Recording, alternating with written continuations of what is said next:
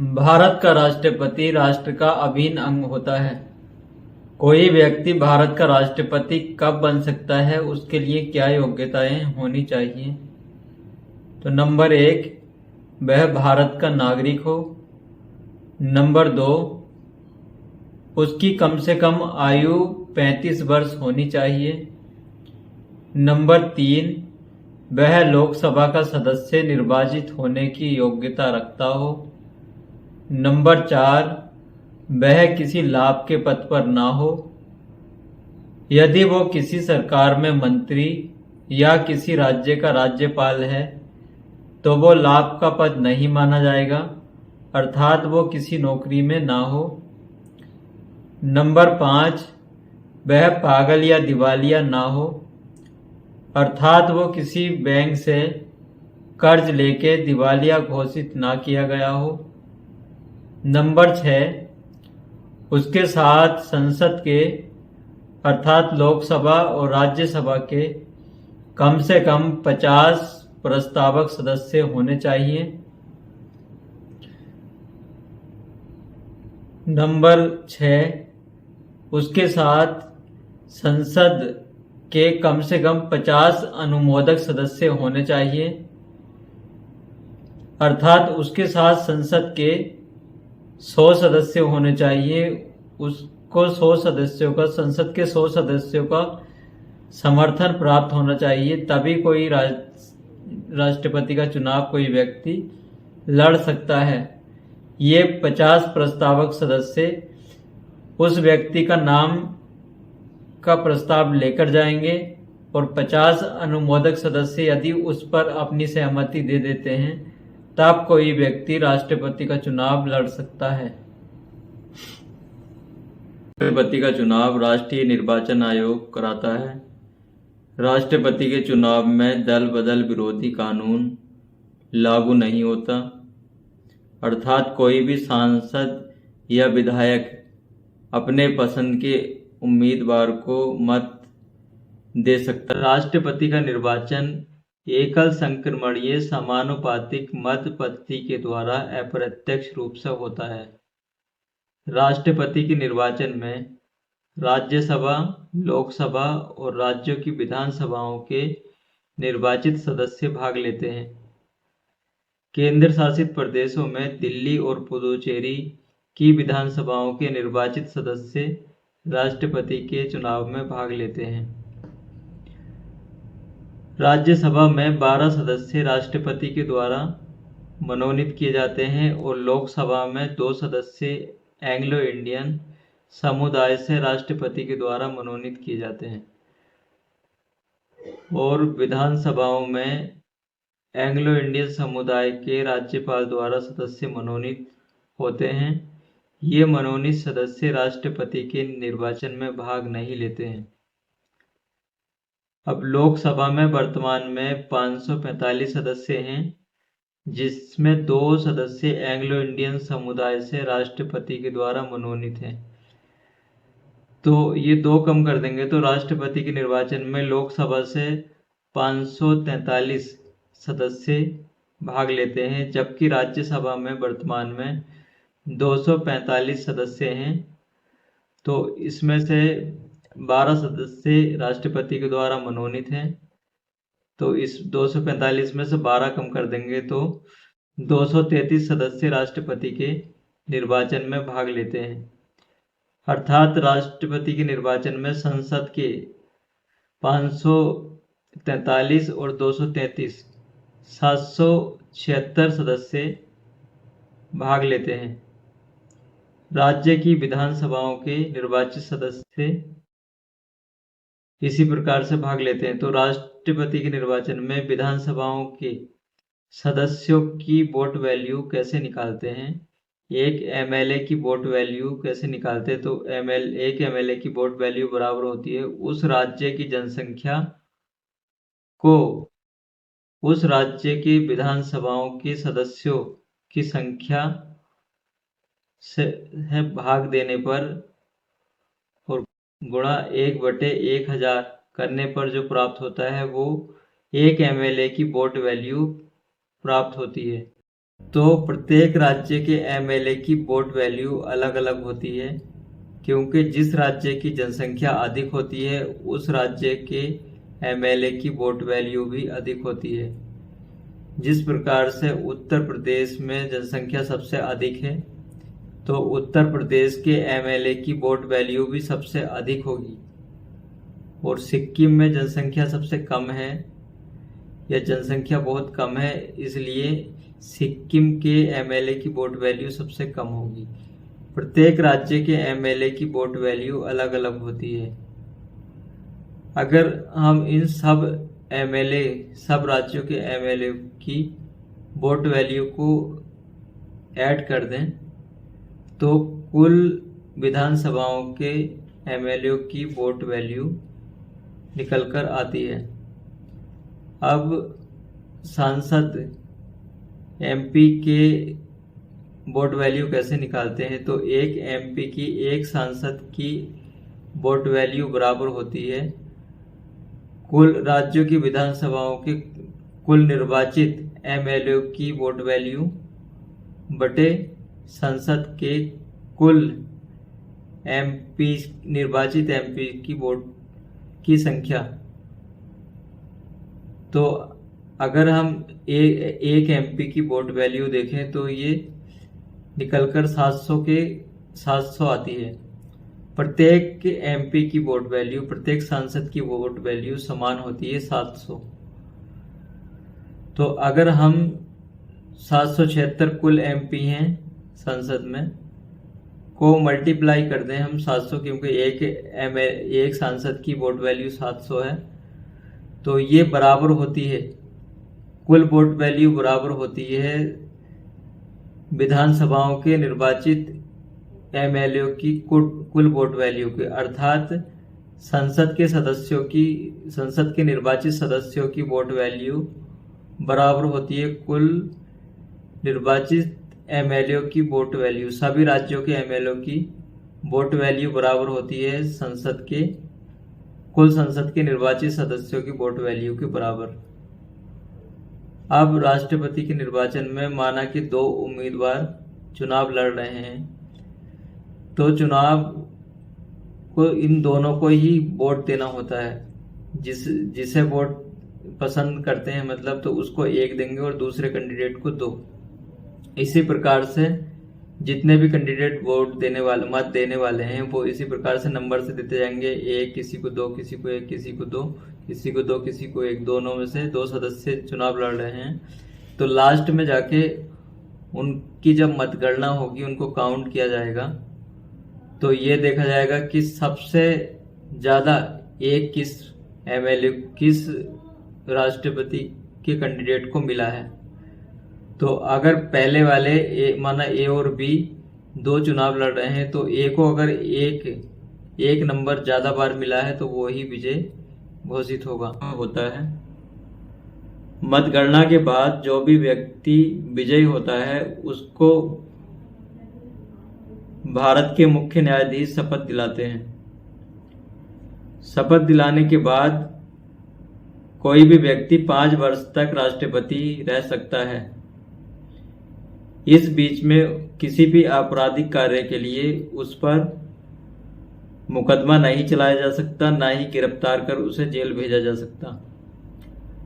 5 वर्ष के बाद यह राष्ट्रपति अपने पद पर तब तक बना रहेगा जब तक कि कोई नया राष्ट्रपति चुनकर ना आ जाए, तब तक ये 5 वर्ष से अधिक भी अपने पद पर बना रहेगा। 5 वर्ष से पहले भी राष्ट्रपति अपना त्याग पत्र उपराष्ट्रपति को सौंप सकता है और अपने पद से हट सकता है। इस बीच में यदि कोई राष्ट्रपति अपने पद से त्याग पत्र देता है या उसकी मृत्यु होती है, तब कार्यवाहक राष्ट्रपति के रूप में उपराष्ट्रपति कार्य करेंगे। यदि उपराष्ट्रपति अनुपस्थित हैं, तब सर्वोच्च न्यायालय के मुख्य न्यायाधीश कार्यवाहक राष्ट्रपति के रूप में कार्य करेंगे। यदि कार्यवाहक राष्ट्रपति केवल 6 महीने तक ही कार्यवाहक रह सकते हैं, 6 महीने के अंदर ही राष्ट्रपति का चुनाव कराना अनिवार्य होता है और नया राष्ट्रपति चुनकर आने के बाद ये कार्यवाहक राष्ट्रपति अपने पद से हट जाते हैं। उसके बाद जितने भी बार कोई व्यक्ति राष्ट्रपति भारत में रह सकता है, कितनी बार भी राष्ट्रपति का चुनाव लड़कर वह राष्ट्रपति बन सकता है, जबकि संयुक्त राज्य अमेरिका में केवल कोई व्यक्ति 2 बार ही राष्ट्रपति बन सकता है। राष्ट्रपति को हटाया नहीं जा सकता। हाँ, अगर उसने संविधान का उल्लंघन किया है तब उसके खिलाफ संसद में महाभियोग प्रस्ताव लाया जा सकता है। भारत के राष्ट्रपति पर महाभियोग। राष्ट्रपति यदि संविधान का उल्लंघन करते हैं तब उनको महाभियोग जैसी प्रक्रिया के द्वारा उनके पद से हटाया जा सकता है। महाभियोग का प्रस्ताव संविधान के किसी भी सदन अर्थात राज्यसभा या लोकसभा में लाया जा सकता है। जिस सदन में ये प्रस्ताव लाया जाता है उसके 1/4 सदस्यों के हस्ताक्षर होने चाहिए और राष्ट्रपति को 14 दिन का नोटिस देना होगा। यदि इस सदन के 2/3 सदस्य इस प्रस्ताव को पारित कर देते हैं तब ये प्रस्ताव संसद के दूसरे सदन में जाता है। इस बीच राष्ट्रपति खुद उपस्थित होकर या अपने किसी प्रतिनिधि को भेजकर जांच में शामिल हो सकते हैं। जब दूसरे सदन में प्रस्ताव जाता है और दूसरे सदन के भी 2/3 सदस्यों से ये प्रस्ताव महाभियोग प्रस्ताव पारित हो जाता है तब ये महाभियोग की प्रक्रिया पूर्ण मानी जाती है और उसी दिन से राष्ट्रपति को अपना त्याग पत्र देना होता है, अपने पद से हटना होता है। राष्ट्रपति पर महाभियोग की प्रक्रिया में संसद के दोनों सदनों राज्यसभा और लोकसभा के सभी सदस्य भाग लेते हैं, चाहे वह निर्वाचित हो या मनोनीत। राष्ट्रपति के चुनाव में निर्वाचित सदस्य केवल भाग लेते हैं, मनोनीत सदस्य नहीं। लेकिन राष्ट्रपति पर महाभियोग की प्रक्रिया में संसद के मनोनीत सदस्य भी भाग लेते हैं। तो इस प्रकार राष्ट्रपति पर महाभियोग लगाकर उसे हटाया जा सकता है। वह संसद की बैठक बुला सकता है, वह लोकसभा को भंग कर सकता है और संसद का संयुक्त अधिवेशन बुला सकता है। संयुक्त अधिवेशन की अध्यक्षता लोकसभा अध्यक्ष करता है। नंबर 2, वह संसद में लंबित किसी विधेयक पर संदेश भेज सकता है या उसके बारे में जानकारी हासिल कर सकता है। नंबर 3, वह संसद के प्रथम अधिवेशन को संबोधित करता है। नंबर 4, वह लोकसभा के अध्यक्ष एवं उपाध्यक्ष के पद खाली होने पर किसी भी सदस्य को लोकसभा के अध्यक्षता दे सकता है। नंबर 5, वह राज्यसभा के सभापति और उप सभापति का पद खाली होने पर किसी भी सदस्य को राज्यसभा की अध्यक्षता दे सकता है। नंबर 6, वह लोकसभा में 2 एंग्लो इंडियन समुदाय के सदस्यों को मनोनीत करता है। एंग्लो इंडियन समुदाय के सदस्य वे होते हैं जिनके माता या पिता कोई भी अंग्रेज हों।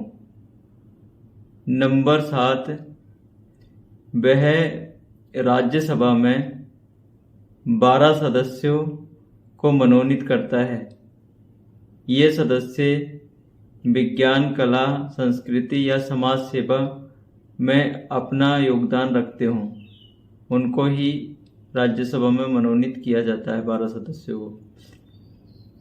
नंबर 8, जब संसद का सदन नहीं चल रहा हो तब राष्ट्रपति अध्यादेश जारी कर सकते हैं।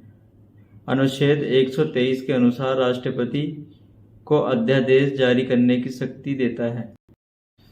राष्ट्रपति की कार्यकारी शक्तियां। नंबर 1, वह भारत के प्रधानमंत्री की नियुक्ति करता है तथा प्रधानमंत्री की सलाह से अन्य मंत्रियों की नियुक्ति करता है। नंबर 2, वह भारत के महान्यायवादी की नियुक्ति करता है। भारत का महान्यायवादी राष्ट्रपति के पश्चात पर्यटन अपने पद पर बना रहता है, अर्थात राष्ट्रपति जब भी चाहे उसे अपने पद से हटा सकता है। नंबर 3, वह नियंत्रक एवं महालेखा परीक्षक तथा मुख्य चुनाव आयुक्त तथा अन्य सदस्यों, संघ लोक सेवा आयोग तथा सदस्यों, राज्यों के राज्यपालों तथा वित्त आयोग के अध्यक्ष एवं सदस्यों की नियुक्ति करता है। नंबर 4, वह अनुसूचित जाति, जनजाति तथा पिछड़े वर्गों के लिए एक आयोग का गठन करता है। नंबर 5, वह केंद्र शासित प्रदेशों का शासन अपने द्वारा चुने गए प्रशासकों के द्वारा चलाता है। राष्ट्रपति की वित्तीय शक्तियां। कोई भी धन विधेयक राष्ट्रपति की पूर्व अनुमति के बिना संसद में पेश नहीं किया जा सकता।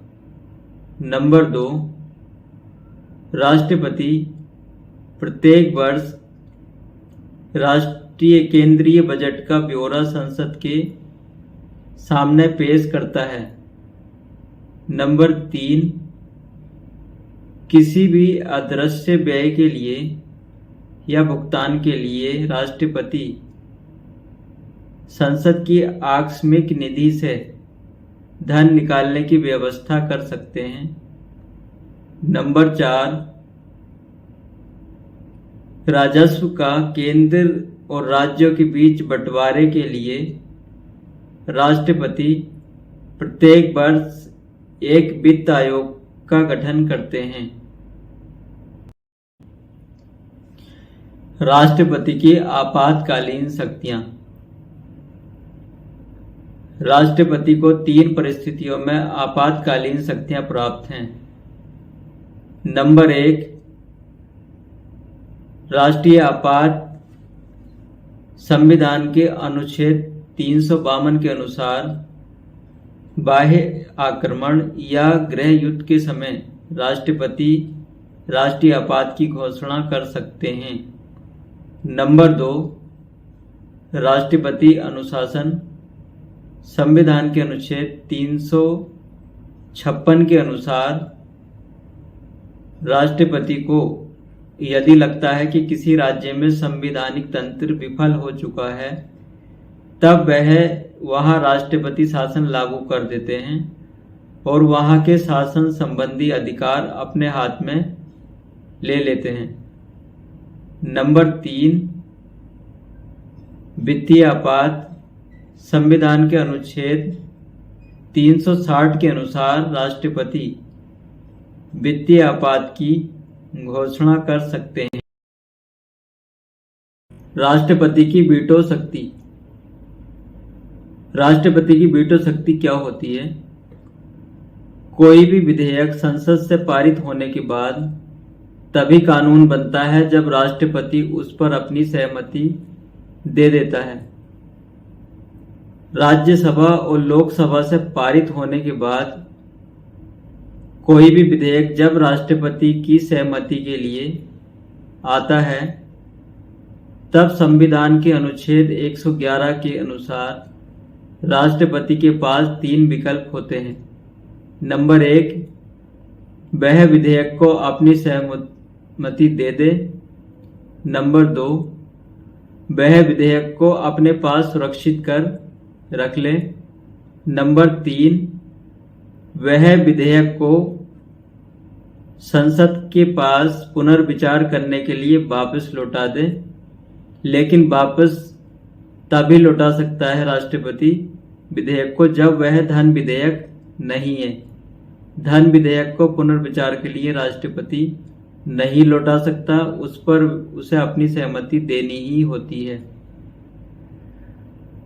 तो जब वह पुनर्विचार के लिए संसद को विधेयक को लौटाता है और संसद उस पर पुनर्विचार करती है और दोबारा से जब वह राष्ट्रपति की सहमति के लिए भेजती है विधेयक को, तब राष्ट्रपति उस पर अपनी सहमति देने के लिए बाध्य होता है और उस पर अपनी सहमति देनी ही पड़ती है।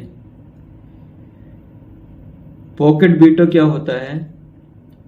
यदि राष्ट्रपति किसी विधेयक को अपने पास सुरक्षित रख ले, ना ही उस पर अपनी सहमति दे और ना ही उसे पुनर्विचार के लिए वापस भेजे,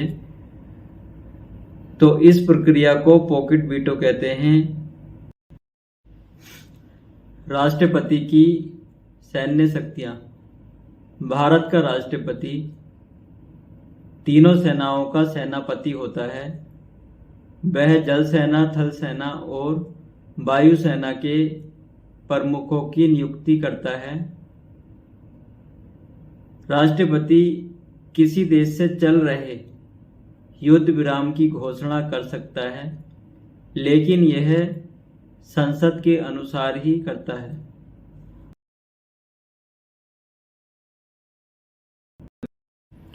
राष्ट्रपति की कूटनीतिक शक्तियां। अंतर्राष्ट्रीय समझौते, संधियां, सब ये राष्ट्रपति के नाम से ही की जा सकती हैं। राष्ट्रपति अंतर्राष्ट्रीय मंचों पर या मामलों पर राष्ट्रपति के नाम से ही किए जाते हैं। उसका प्रतिनिधित्व भारत के राष्ट्रपति ही करते हैं। हालांकि इसमें संसद की विशेष अनुमति लेनी होती है, लेकिन ये सारी संधियां जो है राष्ट्रपति के नाम से ही की जाती हैं। राष्ट्रपति की न्यायिक शक्तियां। राष्ट्रपति उच्चतम न्यायालय और उच्च न्यायालय के न्यायाधीशों की नियुक्ति करता है। राष्ट्रपति उच्चतम न्यायालय से किसी भी विषय पर सलाह ले सकता है, लेकिन उच्चतम न्यायालय द्वारा दी गई सलाह को मानने के लिए राष्ट्रपति बाध्य नहीं है। नंबर 3, राष्ट्रपति किसी आपराधिक कार्य के लिए किसी व्यक्ति को दिए गए दंड को वो कम कर सकता है या उसे क्षमा कर सकता है। किसी व्यक्ति के मृत्यु दंड को भी राष्ट्रपति क्षमा कर सकता है या उसे कम कर सकता है, चाहे ये दंड सैन्य न्यायालय ने दिया हो। प्रत्येक मामले में राष्ट्रपति को यह अधिकार है कि वह उसको क्षमादान कर सकता है। राष्ट्रपति के इस निर्णय की समीक्षा या चुनौती किसी भी न्यायालय में नहीं दी जा सकती। यही राष्ट्रपति की अध्यादेश जारी करने की शक्ति। संविधान के अनुच्छेद 123 के अनुसार राष्ट्रपति अध्यादेश जारी कर सकता है। यह अध्यादेश जारी तब किया जा सकता है जब संसद के दोनों सदनों में से कोई एक सदन नहीं चल रहा हो, या दोनों सदन नहीं चल रहे हों, या फिर लोकसभा भंग हो चुकी हो। तब राष्ट्रपति को लगे कि किसी विषय पर कानून बनाना बहुत जरूरी है, बहुत जल्दी किसी विषय पर कानून बनाना है, तब राष्ट्रपति उस विषय पर अध्यादेश जारी करता है। राष्ट्रपति का अध्यादेश एक कानून के समान ही कार्य करता है, लेकिन जब संसद के दोनों सत्र चलने लगते हैं, तब संसद चाहे तो इस राष्ट्रपति के अध्यादेश को पारित कर सकती है, और यदि यह अध्यादेश पारित हो जाता है तब यह कानून बन जाता है, नहीं तो यह अध्यादेश खत्म हो जाता है। हालांकि ये अध्यादेश प्रधानमंत्री और मंत्रिमंडल की सलाह से ही लाया जा सकता है, राष्ट्रपति लाता है और उनकी सलाह से ही यह वापस लेता है। तो ये थी राष्ट्रपति की अध्यादेश जारी करने की शक्ति। राज्य विधायिका पर राष्ट्रपति की वीटो। यदि कोई विधेयक राज्यपाल के द्वारा राष्ट्रपति की सहमति के लिए भेजा जाता है, तब संविधान के अनुच्छेद 200 के अनुसार उस विधेयक पर राष्ट्रपति अपनी सहमति दे सकता है या उसको अपने पास सुरक्षित कर रख सकता है, या यदि वह धन विधेयक नहीं है तब विधानसभा के पास पुनर्विचार के लिए लौटा सकता है। लेकिन यदि विधानसभा उसको पुनः पारित कर दोबारा से राष्ट्रपति की सहमति के पास भेजती है, तब राष्ट्रपति उस पर अपनी सहमति देने के लिए बाध्य नहीं है। जबकि यदि भारतीय संसद किसी विधेयक को राष्ट्रपति की अनुमति के लिए या पुनर्विचार करने के लिए पुनः पारित कर भेजती है, तब राष्ट्रपति उस पर अपनी सहमति देने के लिए बाध्य होते हैं।